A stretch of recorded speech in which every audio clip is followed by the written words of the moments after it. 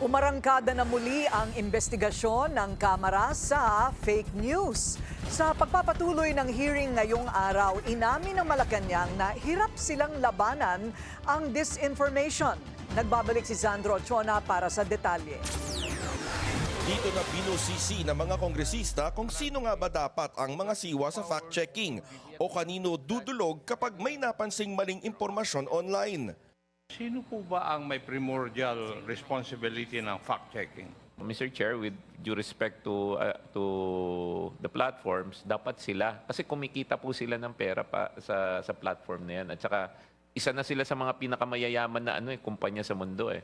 Willing naman na makipagtulungan ang ibang digital platforms. We agree that everyone who uses these platforms have the appropriate responsibility, including the platforms as well. So, Mr. Chair, for things that are within the control of the platform, we would take accountability for that.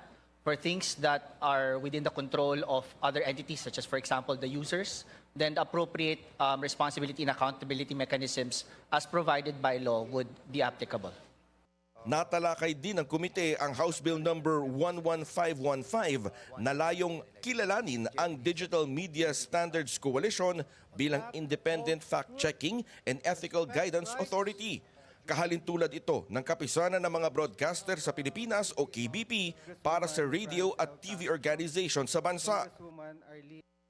Yun nga lang, tila mahirapan ang pumasa at maisabatas ito ngayong 19th Congress. Kaya mismo ang overall chairman na ng TRICOM ang nagpasaklolo kay PBBM para gawin itong priority bill.